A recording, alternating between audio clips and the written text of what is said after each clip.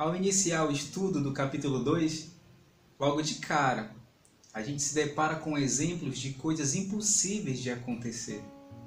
Numa perspectiva mortal, é impossível uma virgem ou uma mulher estéril conceberem e encontrarem-se gestantes. Mas aconteceu com Maria e com a Isabel, sua prima.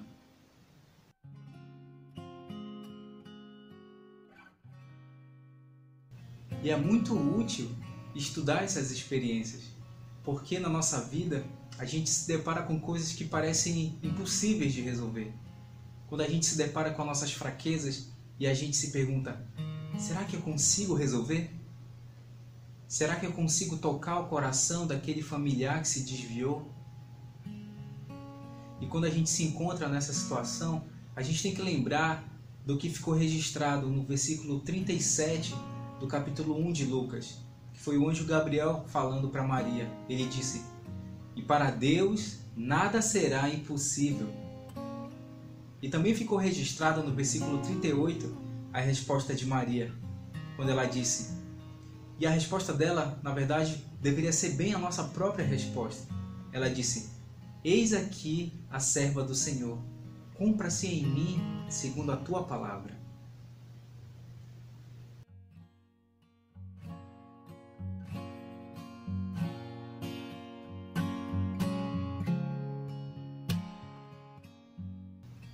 Então vamos estudar o primeiro capítulo dos evangelhos de Mateus e Lucas.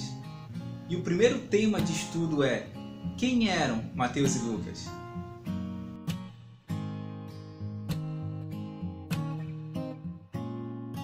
Mateus era do povo judeu. Ele era um coletor de impostos. Ele devia ter uma característica e um domínio muito bom de manter registros. O diferencial dos seus escritos é que ele enfatizava muito as profecias referentes ao Messias registradas no Velho Testamento, algo que ele devia ser muito familiarizado. E ele devia ficar maravilhado quando ele via o cumprimento daquelas profecias. E ele queria especialmente compartilhar aquelas experiências com os outros judeus. Já Lucas, ele não era judeu. Os pais dele eram gregos. Ele se converteu posteriormente. Ele não acompanhou pessoalmente o Salvador, mas ele fez uma coletânea detalhada dos acontecimentos. Os seus registros eles são ricos em detalhes, daqueles de quem pesquisou a fundo mesmo, sabe? Ele deve ter conversado com muita gente enquanto ele viajava na companhia de Paulo. Conhecendo o perfil deles dois e trazendo para os nossos dias, dá para fazer uma comparação com a situação dos membros da igreja. Os meninos e as meninas que nascem no Evangelho, eles crescem ouvindo os ensinamentos e as experiências dos seus pais. Quando eles adquirem um testemunho, eles devem ficar como Mateus. Nossa, tudo que eles ensinavam é verdade. E eles ficam maravilhados com as experiências espirituais que eles vivem. Já o perfil de Lucas, dá para a gente comparar com aquela pessoa que conhece o Evangelho depois, que é um converso. E ele se apaixona por tudo que o Evangelho apresenta. Aí ele estuda todas as coisas, ele lê muito, ele conversa com o maior número de pessoas e ele adquire um grande testemunho e um grande conhecimento detalhado sobre o Evangelho. E aí, qual desses dois perfis você se encaixa? Comenta aqui embaixo. O próximo título de estudo é: por que o Salvador precisava nascer de uma mãe mortal e um pai imortal? O próprio sentido da palavra expiação de Jesus Cristo explica o porquê. O presidente Nelson falou que a expiação ela exigia o sofrimento pessoal de um ser imortal. Então, para Jesus Cristo poder sofrer, ele precisava ter traços mortais que ele herdou da sua mãe. E para ele poder suportar todo aquele sofrimento, ele precisava ter traços imortais que ele herdou do nosso Pai Celestial. Tanto em Mateus como em Lucas, nós lemos os relatos de como se deu o nascimento do Salvador, cada um com as suas particularidades. Mateus ele enfatizou muito como as coisas aconteceram com José. Ele começa descrevendo a genealogia dele e ele relata qual foi a atitude que ele tomou quando ele ficou sabendo de como as coisas aconteceriam. Quando ele tomou conhecimento de que aquilo fazia parte do cumprimento das profecias. Já Lucas, ele dá ricos detalhes de como as coisas aconteceram com Maria. Ele não deixa registrado a genealogia dela. Na verdade, eu nem lembro de já ter estudado alguma coisa referente a isso. Se você tiver alguma informação, pode compartilhar com a gente aqui nos comentários. E aí a gente troca informações dos nossos estudos. Lucas deu detalhes de experiências que aconteceram na família de Maria. No caso de Isabel, que era prima dela. Ele deixa registrado que Isabel era uma das filhas de Arão. Se a gente entender isso como ela sendo da genealogia de Arão, isso leva a crer que em algum lugar da árvore de Maria também deve seguir por esse mesmo caminho. Ele também registrou o diálogo entre o anjo Gabriel e Maria, e a atitude dela, quando aceitou o chamado para qual ela foi escolhida, quando ela respondeu: "Cumpra-se em mim segundo a tua palavra."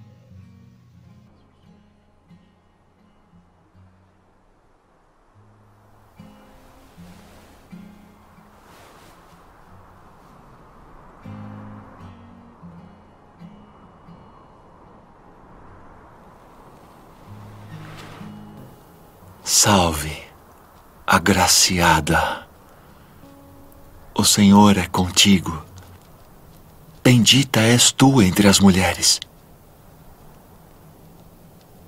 Maria, não temas, porque achaste graça diante de Deus. E eis que conceberás e darás à luz um filho, e por-lhe-ás o nome de Jesus. Este será grande e será chamado Filho do Altíssimo. E o Senhor Deus lhe dará o trono de Davi, seu pai, e reinará eternamente na casa de Jacó, e o seu reino não terá fim.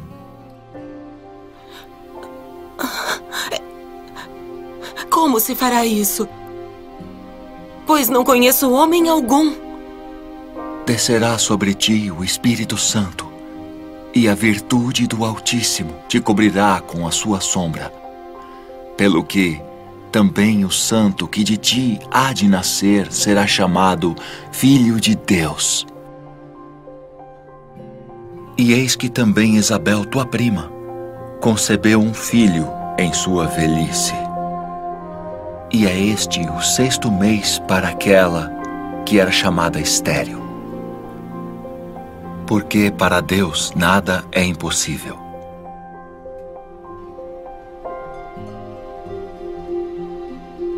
Eis aqui a serva do Senhor. Cumpra-se em mim segundo tua palavra.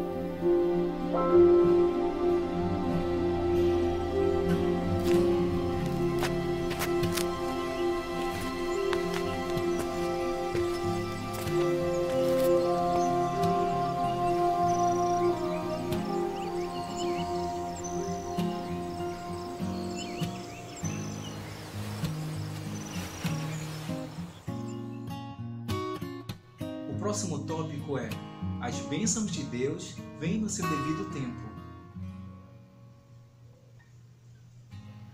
Ler o que aconteceu com Zacarias e Isabel traz muita esperança para todos nós que aguardamos uma bênção específica do Senhor. Quando nós lemos o versículo 13 de Lucas 1, Zacarias, não temas, porque a tua oração foi ouvida, e Isabel, tua mulher, dará à luz um filho. Mostra que em algum ponto da vida dele, ele fez uma oração para o Senhor pedindo a bênção de ter um filho. Como ele já era avançado em idade, ele e a sua esposa Isabel, talvez ele nem estivesse mais esperando uma resposta divina. Isso explica o espanto dele quando ele recebeu uma visita do anjo Gabriel. Isso explica também a incredulidade dele diante de uma promessa de um representante celestial. Mas isso nos ensina que talvez pode demorar, mas Deus sempre ouve e responde a nossas orações no seu devido tempo, e que Ele sempre cumpre as suas promessas. O Elder Roland prometeu: algumas bênçãos vêm logo, outras vêm depois, e outras não nos chegam nesta existência, mas para os que aceitam o Evangelho de Jesus Cristo, elas certamente virão. O importante é a nossa postura diante do Senhor enquanto nós esperamos uma bênção. A exemplo de Zacarias e Isabel, nós temos que permanecer fiéis a Ele. E de que forma Zacarias e Isabel permaneceram fiéis? Nos versículos 6 e 8 nós lemos: e eram ambos justos perante Deus, andando sem repreensão em todos os mandamentos e preceitos do Senhor. E aconteceu que, exercendo ele o ofício de sacerdote diante de Deus, na ordem do seu turno. O próximo tópico é: os fiéis se submetem voluntariamente à vontade de Deus. Na nossa vida, as nossas dificuldades, as nossas experiências não são diferentes das experiências que viveram os personagens que a gente encontra nas Escrituras. Assim como Maria, às vezes nós vemos que os planos de Deus, eles são bem diferentes do que os planos que a gente próprio estabeleceu para a nossa vida. E uma forma de perceber isso é aplicando as Escrituras na nossa vida. Por exemplo,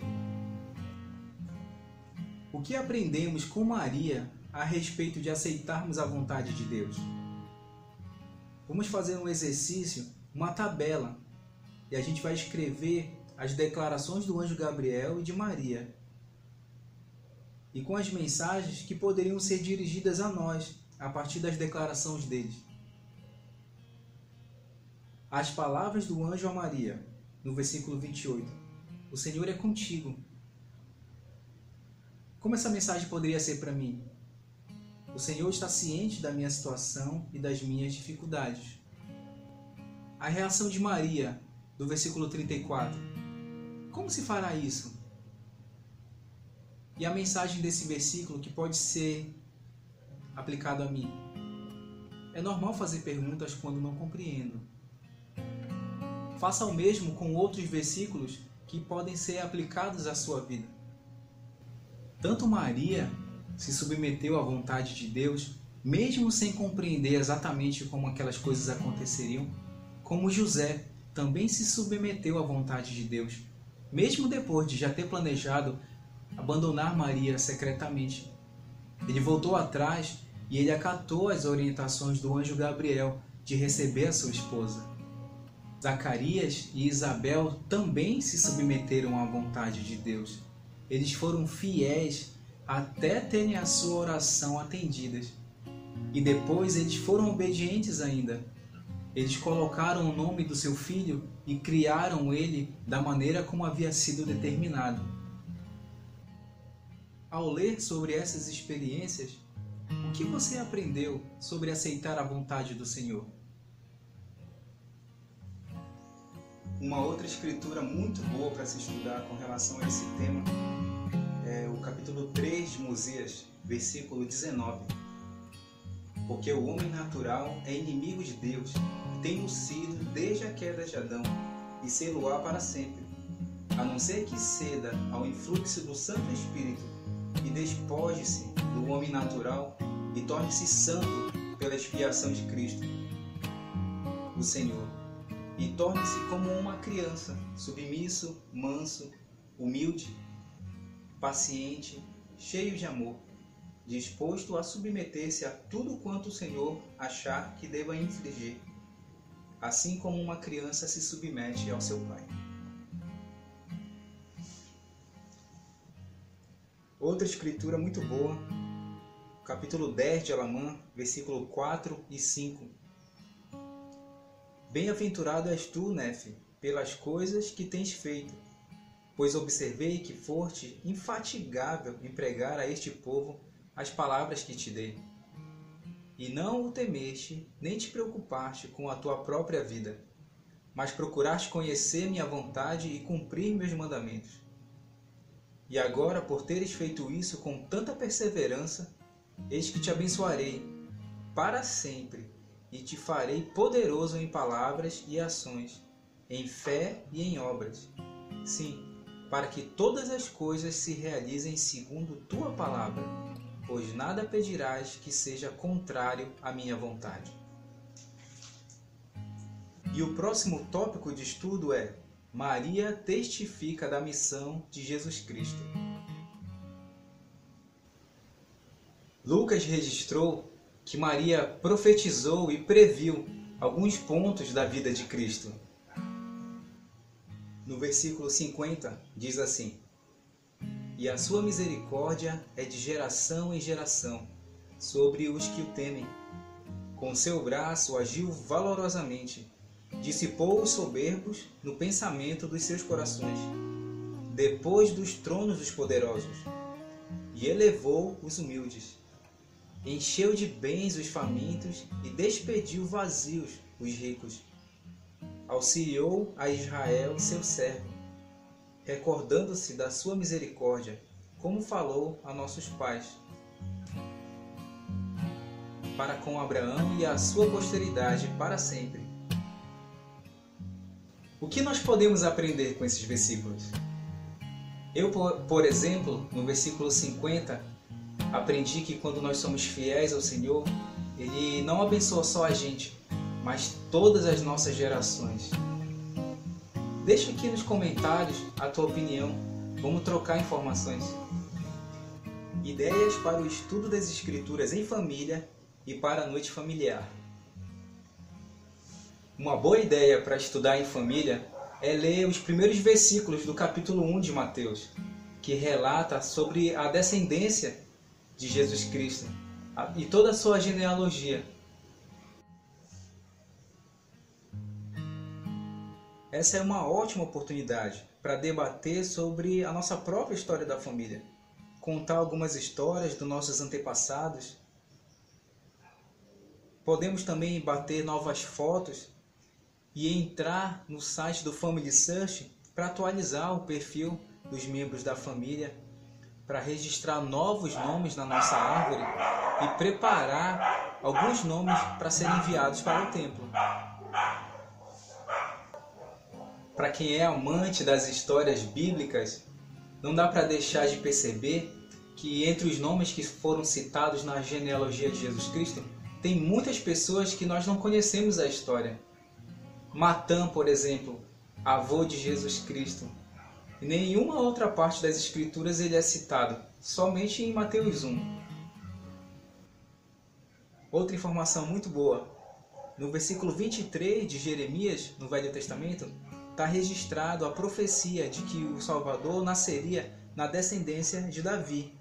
O versículo 5 e 6 diz assim: Eis que vem dias, diz o Senhor, em que levantarei a Davi um renovo justo, e sendo rei, reinará e agirá sabiamente, e praticará o juízo e a justiça na terra.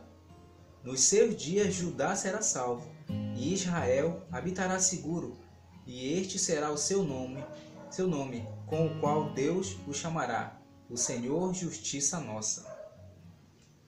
Outro tema muito bom para estudar em família são os relatos de alguns versículos de pessoas que sentiram medo em alguma ocasião, assim como nós hoje em dia temos medo de algumas situações. O versículo 1 de Mateus relata que José estava com medo de receber Maria como sua esposa, e ele foi visitado e incentivado pelo anjo Gabriel a não ter medo naquela ocasião. Já no versículo 13 de Lucas, relata que Zacarias sentiu medo quando ele recebeu a visita do anjo Gabriel. Ele tinha feito uma oração há muitos anos atrás, e eu acho que ele nem estava mais esperando uma resposta divina. Então, quando o anjo visitou, ele não sabia exatamente do que se tratava aquela visita. Por isso ele ficou com medo, mas ele também foi encorajado pelo anjo a não temer naquela ocasião. Já no versículo 30 de Lucas, Maria não tinha entendido também exatamente o propósito da visita do anjo Gabriel, por isso ela ficou com medo. A falta de informação e de conhecimento geralmente nos traz a sensação de medo. Por isso é importante nós conhecermos o Salvador Jesus Cristo e o nosso Pai Celestial e conhecer os seus métodos de se comunicar com a gente. Uma coisa importante de lembrar é que mesmo que a gente não tenha todo o conhecimento a respeito do Pai Celestial e de Jesus Cristo, mas nós devemos sempre confiar neles. Então não seria importante, depois de ler esses versículos com a família, conversar a respeito das nossas dúvidas e dos nossos medos? Outro versículo maravilhoso para estudar em família, o versículo 37 do capítulo 1 de Lucas. Porque para Deus nada será impossível. É bom lembrar experiências que nós vivemos em família, de coisas que pareciam impossíveis e que deram certo no final. Ou talvez é uma oportunidade para lembrar quais as histórias das Escrituras que nós podemos lembrar que relatam coisas impossíveis que deram certo no final. Para finalizar, é bom experimentar essas coisas em nossa própria vida, aplicando as Escrituras nos nossos dias. Por exemplo, devemos pensar: como seria a nossa reação ao receber um chamado do Senhor? Será que seria igual à reação de Maria? Que ensinamentos maravilhosos a gente encontra nesse manual Vem e Segue-me. Eu quero te convidar a estudar o próximo capítulo, Mateus 2 e Lucas 2. Fala coisas incríveis que aconteceram com a família do Salvador Jesus Cristo na ocasião do seu nascimento. Até o próximo vídeo.